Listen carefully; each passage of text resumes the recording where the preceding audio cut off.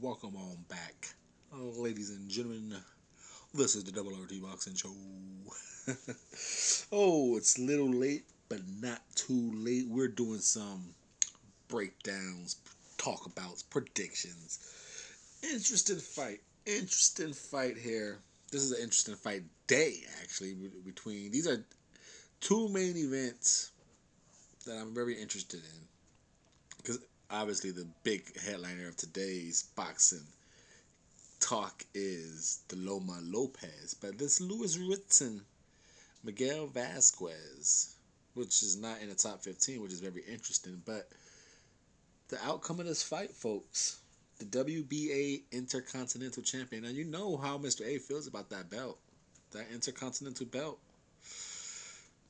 I hate to be the broken record, but I will repeat what the Intercontinental is.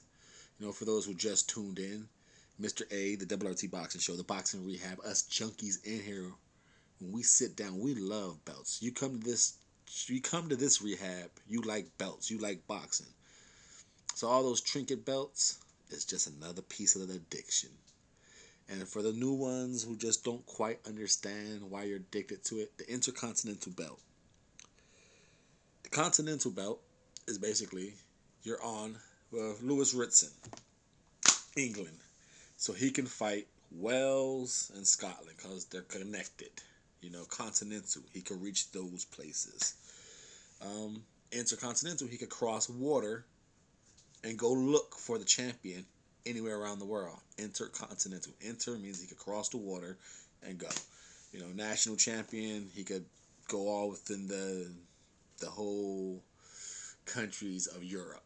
You know, but intercontinental, usually someone who gets that belt gets a title shot real quick, and Louis Ritson is at number 2 in the WBA. So it's kind of fitting that he's fighting. It's kind of fitting that Ritson is fighting for this belt. Now, right here on the WRT Boxing Show, Ritson should knock this fool out. I'm not saying that Miguel Vazquez is a pushover, is a fool. But let's just be honest. Unfortunately, that's where Miguel Vazquez's career has taken him. You know, an awkward, hypnotizing fighter who somehow beats you. You know, he moved around the ring well. He knows all the punches to throw. He knows the ring IQ. It just the power.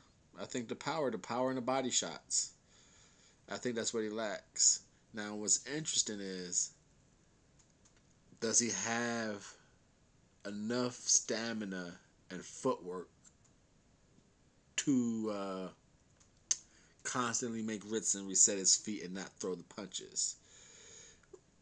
Last time I seen Ritson, since his loss, that shocking loss to I forgot the dude he lost to, but he's been looking a little better behind a jab, not just bullying his way to get to his opponents, but he's still Francisco Pietra, yeah. I remember that. I was like, wow, he lost to that guy. I wasn't too surprised they'll cause the movement, not the boxing ability, just the movement. Can Vazquez double that? And you see, Vazquez is right now, he's fighting people who are on the come up. Harry Davis, Tulani Mbinga. He lost to a Canadian. He beat the Canadian dude, Manduma.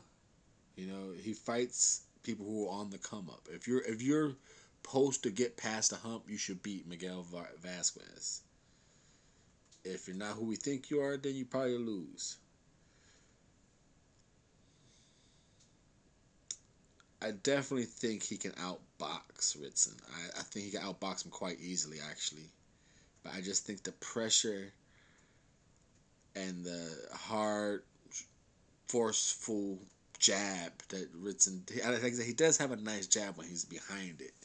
If he worked on his footwork and cutting the ring off on Vazquez, I believe it's gonna be like a body shot. It's gonna be a Taylor.